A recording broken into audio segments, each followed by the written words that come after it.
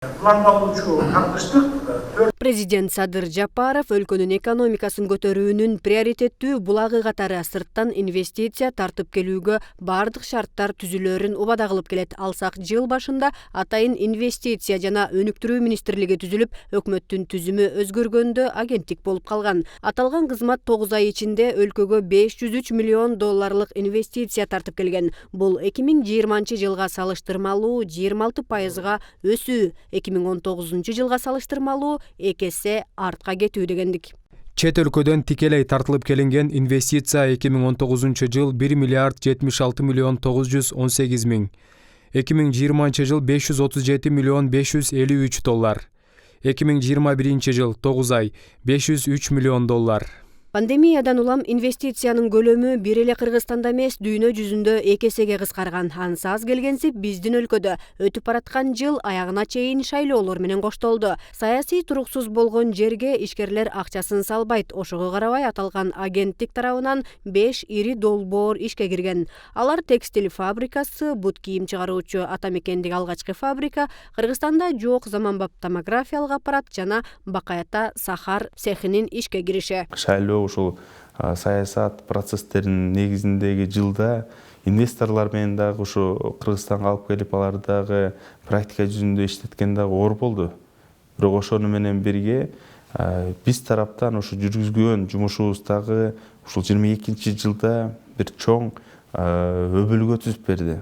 Бунун негизинде биз ишенип атабыз, ушул 22 жылы ири долбоорлорду ишке ашырабыз деп. Өткөн жылы чет элдик инвесторлорду тартуу максатында 19 бизнес иш-чара уюштурулуп, 18 ири долбоорго кол коюлган. Алардын көпчүлүгү 2020 жылдан ишке кирери айтылат. Мындан сырткары президент Россия, Турция, Өзбекстан, Казакстан жана Тажикстанга иш сапары менен барганда инвесторлорду чакырып, бардык шарттарды түзүп берүүнү убада кылды. Мамлекет башчысы катары биз өлкөдө жагымдуу ишкер чөйрөнү жана инвестициялык климатты түзүүгө бекем жана чечкиндүү умтулгандыгыбызды баса белгилегим келет. Бирок биз реалдуу карашыбыз керек да. Инвестиция тартуу деген бул ошол өлкөнүн стабилдүүлүгүнө көз каранды болот.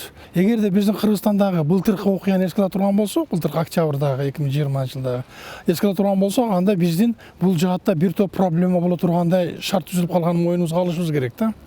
Вот ошого карабастан биздин бийлик, жаңы бийлик ошол мына үстүбүздөгү жылы бир топ эле эл аралык мамилелерди жакшыртууга болгон аракетин жасады.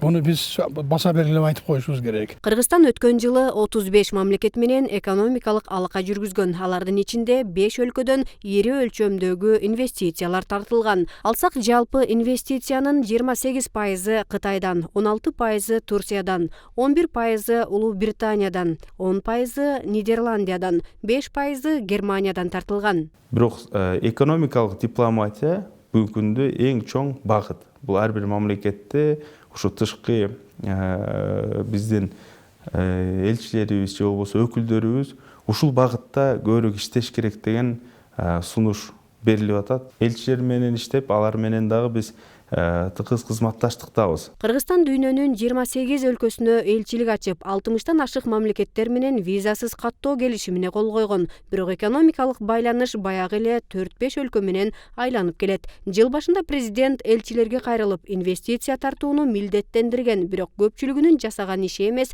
өздөрүнөн да кабар жок. Кээ бир элчилер албетте ийгиликтүү иштешти. Бирок көпчүлүгү менимче дагы эле эски адат боюнча эле өздөрүнүн негизги миссиясын же түшүнбөй, же түшүнгүлөрү келбей, каяктагы эле бир саясий оюндарга катышып, өздөрү ар кандай баягыдай өздөрүнүн пикирлерин жаратып керек болсо, ошол өз элчи болуп отурган мамлекет менен биздин өлкөнүн ортосунда кандайдыр чыңалууну түзүп койгондой иштер жасап аткандарын да көрбөдүкпү?